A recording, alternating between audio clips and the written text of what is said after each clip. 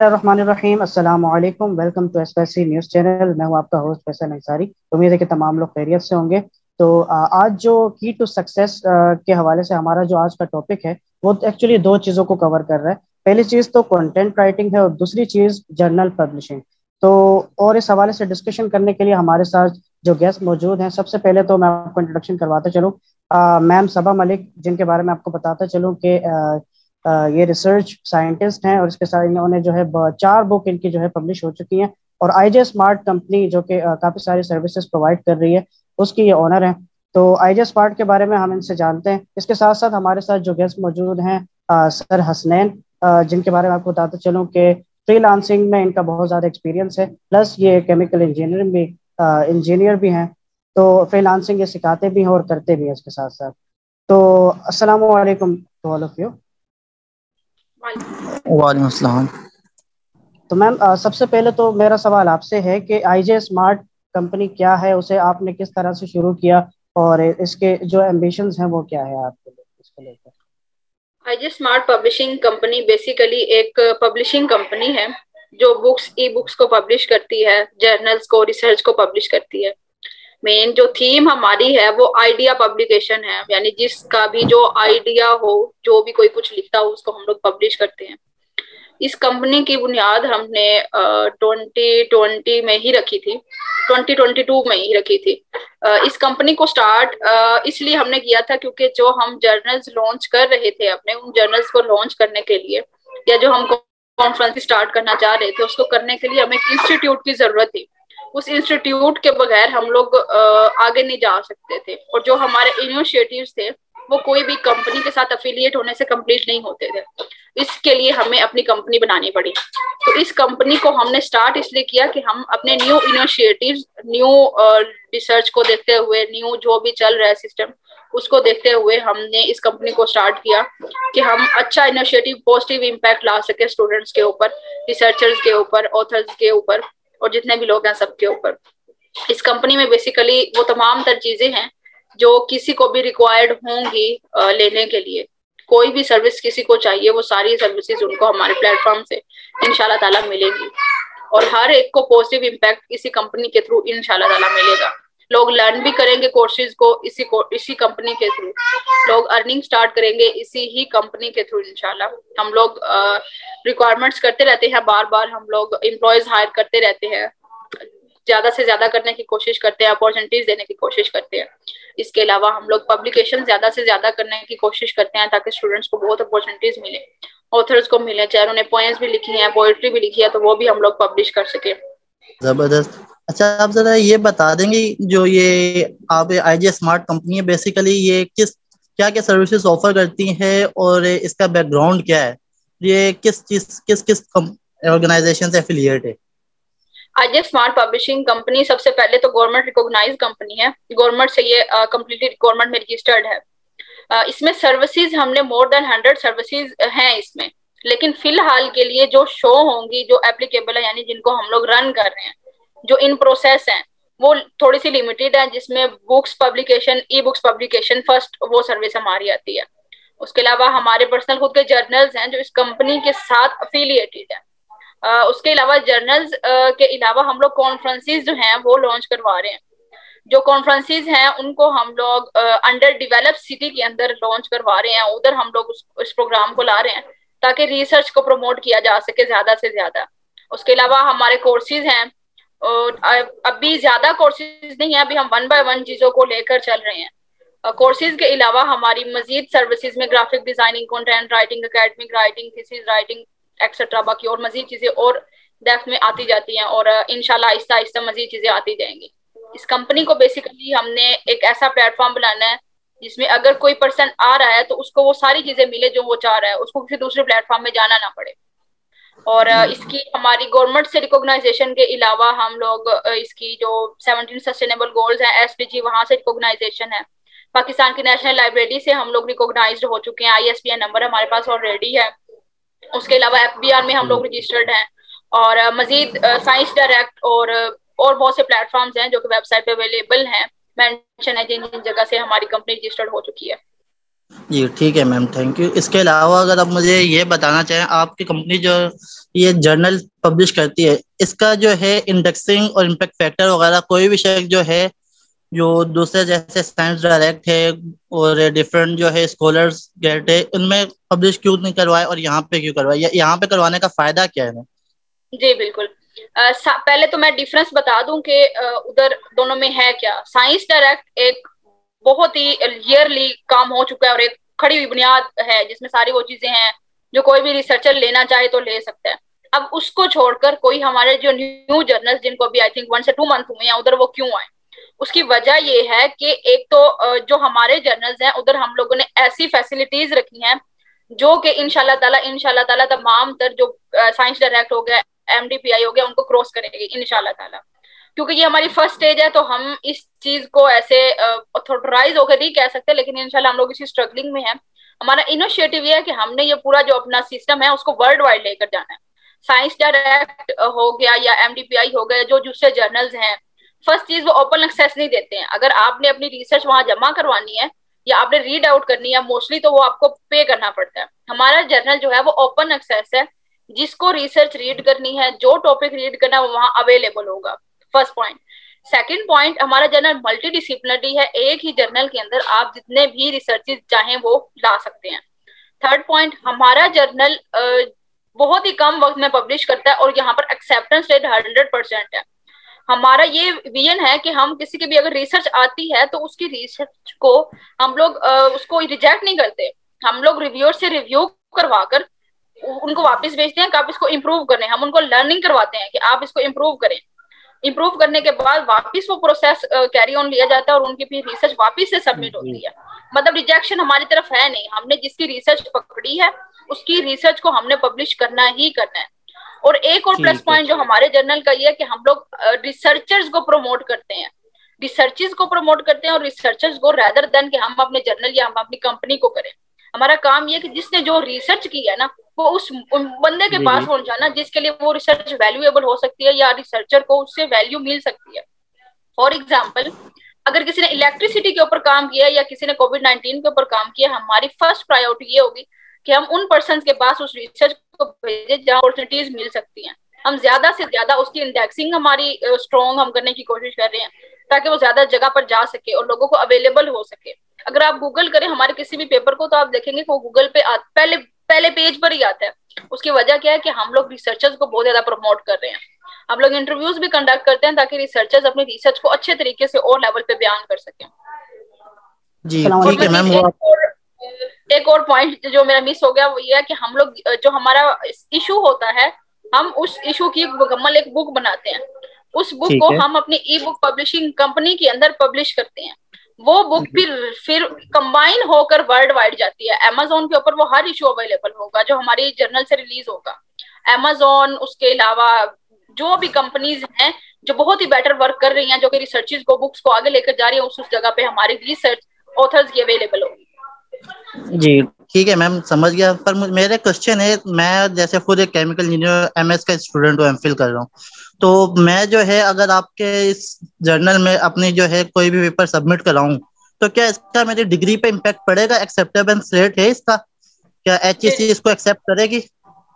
बिल्कुल करेगी। जब तक आपकी डिग्री कंप्लीट होगी ना, आपका थर्ड या सेकंड अगर सेमेस्टर है तो जब तक आपकी डिग्री कंप्लीट होनी है तब तक हमारा एचईसी से रिकॉग्नाइज हो जाना है, क्योंकि एचईसी से रिकॉग्नाइज होने के लिए एटलीस्ट 2 years चाहिए होते हैं।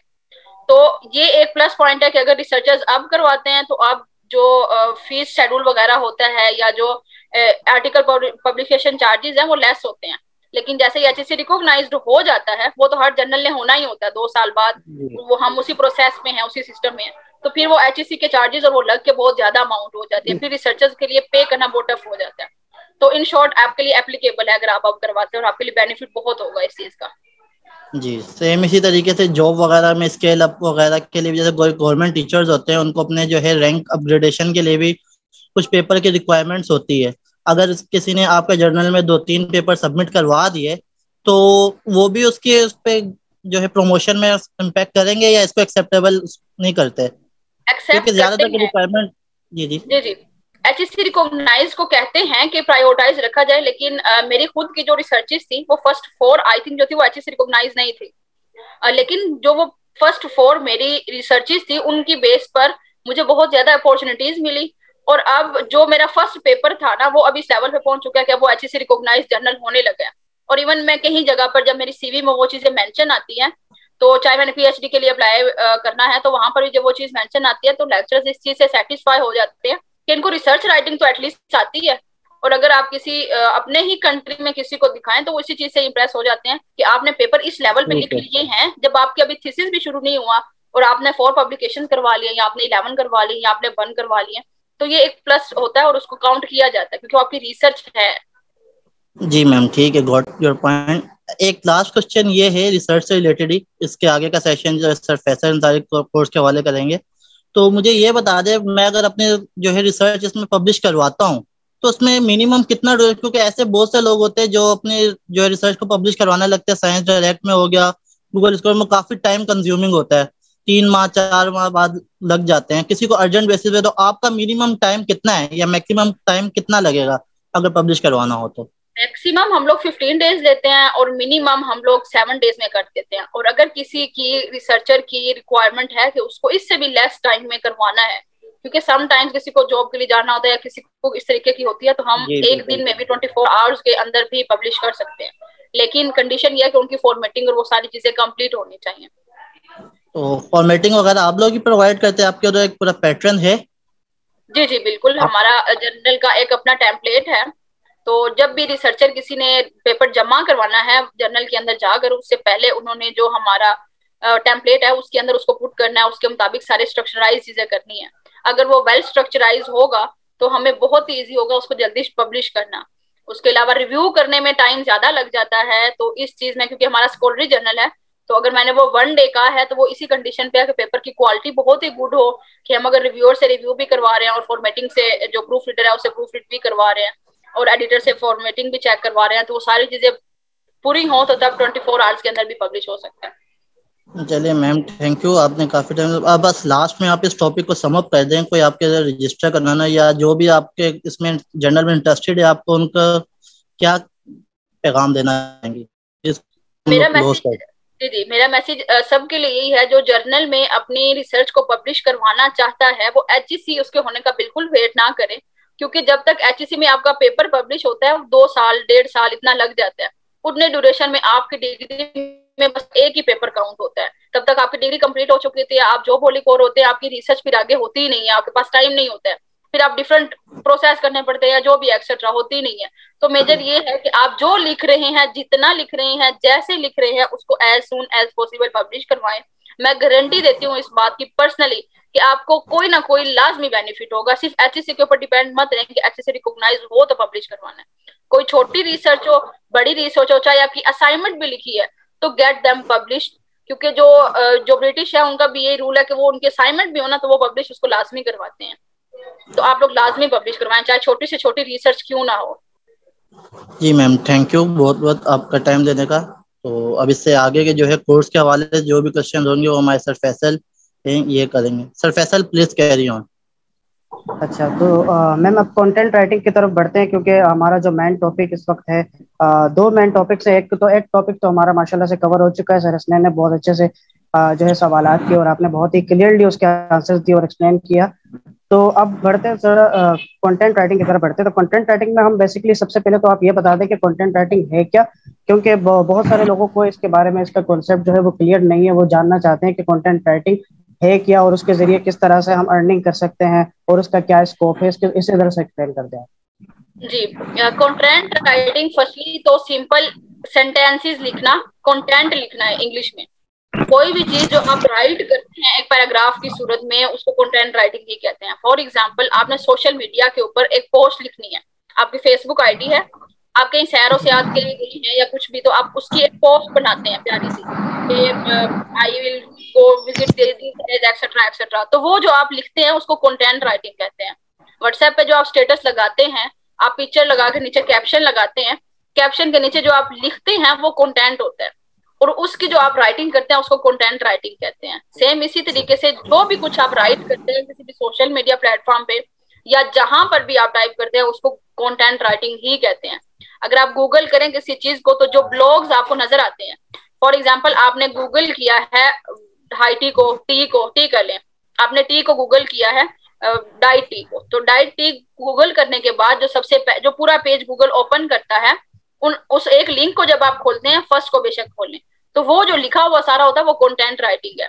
और आप इसी तरीके से ही अर्निंग कर सकते हैं कि किसी से आप फेसबुक की पोस्ट लिखवाने के चार्जेस लेते हैं, कहीं पे आप लेटर कंपोज करने के पैसे लेते हैं, कहीं पर आप जो वो आपने गूगल में पहला लिंक ओपन किया है उस लिंक में जो कंटेंट लिखा है उसको लिखने के चार्जेस आपको दिए जाते हैं। तो ये डिफरेंट चीजें हैं जो कंटेंट राइटिंग के अंदर इकट्ठी आ जाती हैं। अच्छा, तो ये कंटेंट राइटिंग जैसे कि आपने बताया कि ये सारी चीजें, तो ये सारी चीजें क्या फ्रीलांसिंग के जरिए भी बंदा कर सकता है, या सिर्फ कोई कंपनी से रिलेटेड हो सकता है, या क्या क्या तरीके कार है जिसके जरिए कंटेंट राइटिंग के को ज्वाइन कर सकता है बंदा? जी, कंटेंट राइटिंग में आपको किसी कंपनी को ज्वाइन करने की जरूरत नहीं है। डिफरेंट मेथड्स हैं, किसी भी मेथड को आप चूज कर ले, आप अर्निंग की साइड पे जा सकते हैं। मैं ये नहीं कह रही कि आप कंपनी ज्वाइन ना करें, आप कंपनी ज्वाइन करके भी अर्न कर सकते हैं, उसके अलावा भी आप अर्निंग कर सकते हैं। आपको स्किल आनी चाहिए, कंटेंट राइटिंग आनी चाहिए, आप खुद अपने पर्सनल क्लाइंट पे ले सकते हैं और डिफरेंट और भी मेथड्स यूज कर सकते हैं अर्निंग के, जो आपको इस कोर्स में बताए जाएंगे मजीद। बिल्कुल। तो आईजे स्मार्ट जो है वो कंटेंट राइटिंग के कोर्सेज जो है वो ऑफर कर रहा है, तो उसके बारे में थोड़ा सा डिटेल से बताइएगा कि कौन कौन से कोर्सेज हैं, उनके ड्यूरेशंस क्या हैं, उनका क्या कहते हैं फी, और क्या उसका तरीकेकार प्रोसीजर क्या है उसका? जी, सबसे पहले तो अभी हमने जो फर्स्ट कोर्स लॉन्च किया वो भी फर्स्ट कंटेंट राइटिंग का ही है। आईजे स्मार्ट जो कोर्सेज लॉन्च कर रहे हैं उसमें content writing, academic writing, vlogging, video editing और ये कोर्स मजीद और आगे आएंगे। अभी फिलहाल के लिए पहला जो हमने लॉन्च किया वो कंटेंट राइटिंग ही है। आईजे स्मार्ट का इनिशिएटिव ये है कि वो हर बंदे को अर्न करना सिखाएंगे स्किल से, डिफरेंट स्किल से। कोई भी स्किल हो, आपके पास अगर स्किल है तो आप अर्न कर सकते हैं। आजकल लोगों के पास डिग्रीज हैं तो भी आप अर्न नहीं कर सकते। मैंने खुद MPhil zoology wild life and fisheries की है, लेकिन मेरी ये डिग्री मेरे काम नहीं है, लेकिन जो मैंने स्किल ली कंटेंट राइटिंग के, उससे अल्हम्दुलिल्लाह वही स्किल मेरे काम आई और उसी की बेस पे ही मैंने ये सारी चीजें खड़ी की हैं। तो आईजे स्मार्ट का इनिशिएटिव ये है कि हर बंदा अर्न करे, और इन कोर्सेज को लॉन्च करने का मकसद यही है कि हम स्टूडेंट्स को अर्निंग की तरफ लाएं, चाहे वो स्टूडेंट हो चाहे जो भी हो। इस कोर्स में जो भी इनरोल होता है वो इंशाल्लाह ताला हर बंदा अर्न करेगा। अच्छा मैम, मेरे क्वेश्चन है। जी जी मैम, आप मुझे ये बताएं कि जो है अगर एक स्टूडेंट है लाइक कोई आपका कंटेंट राइटिंग का कोर्स कर लेता है ज्वाइन, तो उसकी क्या आप ये श्योरिटी देते हैं कि वो आफ्टर दैट कोर्स के वो उसकी अर्निंग स्टार्ट हो जाएगी, या कोई आप ऐसा प्लेटफॉर्म प्रोवाइड करें कि हम लोग उसको, ताकि जिसमें उसको एक इसके ऊपर कोर्स पे यकीन हो जाए? क्योंकि बहुत से लोग होते हैं ऐसे, तो मार्केट में और भी बहुत से कोर्सेज हैं जो हर बंदा ये दावा करता है कि भाई आप हमारा कोर्स करें, आपकी अर्निंग स्टार्ट हो जाएगी ये, पर इन दी एंड जब वो कोर्स करते हैं उसके बाद वो छोड़ देते हैं। तो आईजे स्मार्ट और दूसरों में इस चीजों में क्या फर्क है कि लोग इस आईजे स्मार्ट में ही क्यों आए? जी, आईजे स्मार्ट में लोग इसलिए आए क्योंकि हम लोग जॉब्स भी अपनी ही कंपनी में देंगे इंशाल्लाह। हमारे पास ब्लॉग्स है, हमारे पास वेबसाइट्स है, अल्हम्दुलिल्लाह काफी वेबसाइट्स हैं। हमें राइटर्स की हर वक्त जरूरत होती है, हमारे डिफरेंट प्रोजेक्ट्स 1 बाय 1 आते रहते हैं। जैसे कि मैंने शुरू में ही अपनी कंपनी के इंट्रोडक्शन में ही बताया कि हमारी बहुत ज्यादा सी सर्विसेज हैं, हम मोर देन 100 सर्विसेज एक ही प्लेटफॉर्म पे प्रोवाइड कर रहे हैं, जिनमें से एक services SEO optimized content writing provide करने की भी है। इसमें मजीद सर्विसेज और कंटेंट राइटिंग में जैसे भी मैंने बताया कि क्या क्या टाइप्स होती हैं, मजीद और भी मजीद सर्विसेज हैं। तो हमें हर सर्विस के लिए जितने मर्जी हो सके वो राइटर्स चाहिए, जितने ज्यादा हो उतना कम है हमारे लिए।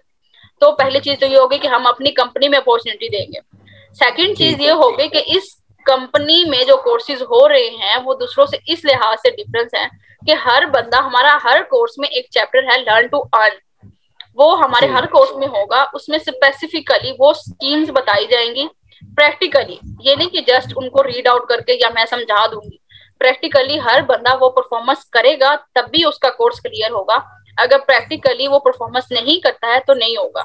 अब अगर आप खुद ही एनालाइज करें कि अगर एक लेसन, एक लर्न टू अर्न का एक चैप्टर, उसका एक लेसन है, उसमें एक मेथड बताया जा रहा है, मे बी 20 स्टूडेंट्स है उसमें से एक का हुआ है, बाकी 19 बच्चे हैं उनमें से अगले 10 का अगले लेसन में हो गया, उन्होंने दूसरा मेथड यूज कर लिया, उनकी वहां से अर्निंग हो गई है। ऐसा पॉसिबल ही नहीं है कि अगर किसी बंदे ने कोशिश की है और उसको रिजल्ट ना मिला। हम जितने भी यहाँ पर सब लोग हैं, हम सब ने किसी ना किसी प्लेटफॉर्म के थ्रू लर्न किया, अर्न किया। इसी तरीके से हमारे जो स्टूडेंट्स होंगे इंशाल्लाह उनको भी हम यही स्कीम सिखाएंगे कि आपने लर्न करना है to earn. Okay ma'am, got your point. तो मतलब ये कह सकते हो आप, अगर एक एवरेज बता सकते हैं इस कोर्स का करने के बाद एक स्टूडेंट आफ्टर बिल्कुल इस कोर्स के एंड कंप्लीट करने के बाद फॉर उसकी अर्निंग कितने अरसे में स्टार्ट हो जाएगी, और एक एवरेज जो कितने 10-20 हज़ार उसकी अपनी किचन बनी उसकी कितनी हो जाएगी, अगर उसके एफर्ट के ऊपर डिपेंड करता है वो तो, पर फिर भी आप एक एवरेज अगर बता देते। ये हमारी जो एवरेज है ये डिपेंड करती है हर कोर्स के जो हमारी कोर्स को आउटलाइन आपको प्रोवाइड की गई है ना, उस आउटलाइन में अगर आप चेक करें तो आउटलाइन में शुरू में ही आपकी अर्निंग जो फर्स्ट आप क्लास लेंगे ना, फर्स्ट आपका जो चैप्टर है वो क्लोज होगा तो उस चैप्टर में आपका रेट 0.25 PPW होगा, यानी कि पर पैसा पर वर्ड। जैसे जैसे आप चीजें लर्न करते जाएंगे आपकी वो प्राइस बढ़ती जाएगी। हर चैप्टर के एंड पे आपका स्केल हाई होगा।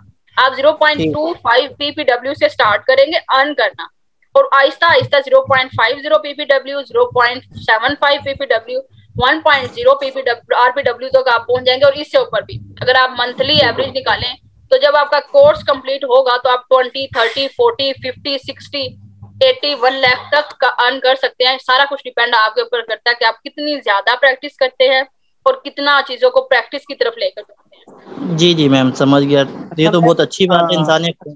जी सर, पूछें। जी सर गो है, जी सर गो जी। है, गो है।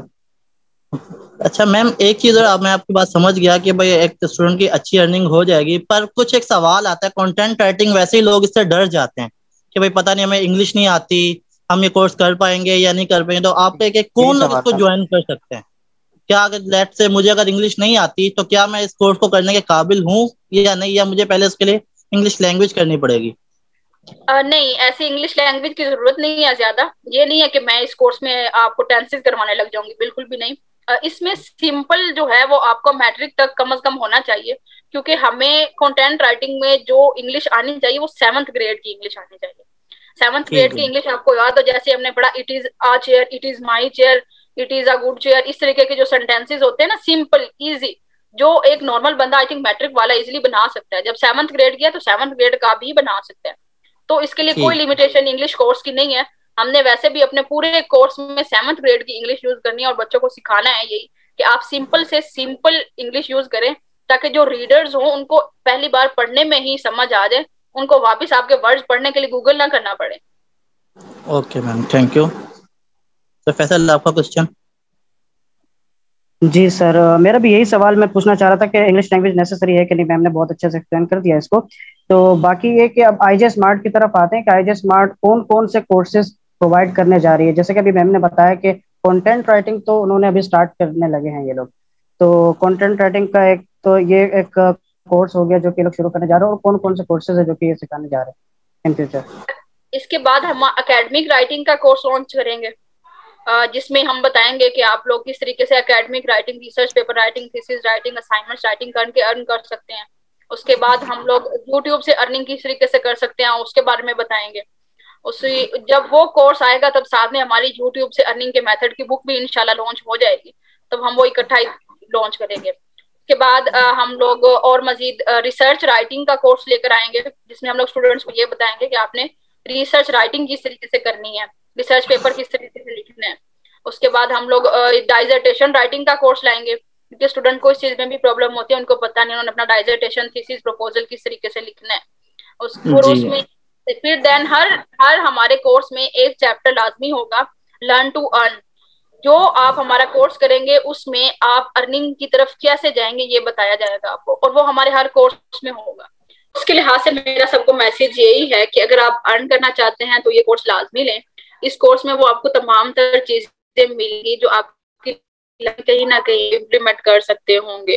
इस कोर्स के एंड तक आपकी अर्निंग इंशाल्लाह ताला शुरू हो जाएगी। आपको ऐसे मेथड्स बताए जाएंगे कि आप उन चीजों को लर्न करके अर्निंग की तरफ जा सकेंगे। आप सिर्फ किसी एक चीज के ऊपर डिपेंड नहीं रह सकेंगे, आपके पास ज्यादा सी जो ऑप्शंस है वो अवेलेबल होंगे। किसी भी जॉब की आपको इंशाल्लाह ताला जरूरत नहीं पड़ेगी। आप खुद की अपनी कंपनी भी खड़ी कर सकेंगे, अपना खुद का बिजनेस भी स्टार्ट कर सकेंगे इसी कोर्स को लेकर। बहुत सी एग्जांपल है सक्सेसफुल लोगों की जिन्होंने कंटेंट राइटिंग को ही लेकर और अपने इतने आला जबरदस्त किस्म के उन्होंने अपनी कंपनी स्टार्ट कर ली है। नील पटेल से लेकर बहुत से ऐसे ब्लॉगर्स हैं जो माशाल्लाह से बहुत ही ज्यादा अर्निंग कर रहे हैं। आप भी इस कोर्स के एंड तक इंशाल्लाह ताला इतने कैपेबल होंगे कि आप अपनी अर्निंग कर सके, और आप इतने भी कैपेबल होंगे कि आप अपनी कंपनी, अपना बिजनेस स्टार्ट कर सके। जो आपको आपकी डिग्री नहीं दे पाएगी ना, वो आपको ये कोर्स इंशाल्लाह ताला लाजमी देगा, जॉब की जरूरत नहीं पड़ेगी। बेहतरीन हो गया मैम। मैंने इस आईजे स्मार्ट के बारे में मैंने ये सुना है कि गवर्नमेंट से रजिस्टर्ड भी है, इसके जो सर्टिफिकेट्स आप लोग प्रोवाइड कर रहे हैं वो गवर्नमेंट से अप्रूव्ड है? जो हमारी कंपनी है वो गवर्नमेंट से रजिस्टर्ड है, लेकिन जो हमारे सर्टिफिकेट्स होंगे वो गवर्नमेंट से रजिस्टर्ड नहीं होंगे। जो सर्टिफिकेट्स है उसके लिए हम लोग इंशाल्लाह ताला अफिलिएशन मजीद जो कुछ यूनिवर्सिटीज हैं हम वहां से लेंगे, ताकि स्टूडेंट्स के लिए ये एप्लीकेबल हो HEC लेवल पे, यानी हायर एजुकेशन कमीशन के लेवल पर। तो हमारी कोशिश ये है कि हम वहां पर रजिस्ट्रेशन करवा सकें। फिलहाल के लिए हमारी कंपनी रजिस्टर्ड है, लेकिन हमारे जो कोर्सेज हैं वो अभी रजिस्टर्ड नहीं है। सर्टिफिकेट्स के ऊपर गवर्नमेंट का लोगो नहीं होगा। ठीक हो गया। तो मैम अभी जो बैच स्टार्ट आप करने जा रही है वो कब से शुरू हो रहा है, उसकी ड्यूरेशन कितनी है, और उसके क्लासेस की मीडियम क्या होगी, किस तरीके से आप क्लासेस लेंगी, उसे थोड़ा सा एक्सप्लेन करें। क्लासेस का मीडियम जूम होगा और ये तकरीबन 7 से 8 हफ्ते तक चलेगी, और इसी ड्यूरेशन में लेसन होंगे हमारे तकरीबन 8 से 9 हमारे मेन लेसन है, जिसके अंदर हमारे सब जो हैं वो लेक्चर्स हैं। कोशिश करेंगे कि जल्दी इसको वाइंड अप कर सकें, लेकिन मेन कोशिश ये होगी कि जब तक प्रैक्टिकल परफॉर्मेंस नहीं होगी स्टूडेंट्स की, तो वो कोर्स तब तक चलता रहेगा। और एक एग्जामिनेशन का आपने सोचा हुआ है, मतलब मिसाल के तौर पर अगर कोर्स शुरू किया और कोर्स की जो ड्यूरेशन है और सिलेबस है वो खत्म हो गया, तो उसके बाद आप कोई एग्जाम्स लेंगे, कोई पेपर होंगे, या कोई प्रैक्टिकली उनको टास्क दिए जाएंगे, किस तरह से? प्रैक्टिकली टास्क उनके स्टार्ट से ही चल रहे होंगे। उनके पहले लेसन में ही उनको पहला टास्क दे दिया जाएगा। हर लेसन सिर्फ ऐसे थोरली बताया नहीं जाएगा, उनको प्रैक्टिकल परफॉर्मेंस दी जाएगी। हर लेसन में अलग-अलग टास्क दिए जाएंगे। एट द एंड हम जो हमारा होगा वो सारी चीजों को एक मार्कशीट हर स्टूडेंट की सेपरेटली बन रही होगी। तो हम लोग उसी लिहाज से ही जो स्टूडेंट्स होंगे ना उनको डील करेंगे at the end of the course, जैसे जैसे उनकी थ्रू आउट द कोर्स जो है वो परफॉर्मेंस रही है। सिर्फ एंड पे एग्जाम नहीं है, थोरली फर्स्ट लेक्चर में ही उनको प्रैक्टिकल परफॉर्मेंस के लिए वर्क मिलेगा। ठीक है, तो काफी सारी चीजें माशाल्लाह से कवर हो चुकी है। सर अस्टेर, अगर आपका कोई सवाल है तो वो आप कर लें, वरना फिर वाइंड अप करते हैं या जैसे आपको। जी सर, मेरे सारे सवाल क्लियर हो चुके हैं, मैं मैम से कर चुका हूँ, बाकी इसको एंड कर सकते हैं हम लोग। तो thank you so much to all of you, specially ma'am, आपका बहुत बहुत शुक्रिया कि आपने वक्त निकाला, और बाकी सर हसनैन आपका भी बहुत बहुत शुक्रिया कि आप आए और आपने बहुत सारे मतलब ऐसे सवाल किए जो शायद मेरे जहन में भी नहीं आ रहे थे। तो thank you so much to all of you, मिलते हैं इंशाल्लाह। वेलकम। टेक केयर, अल्लाह हाफिज़। अल्लाह हाफिज़। अल्लाह हाफिज़।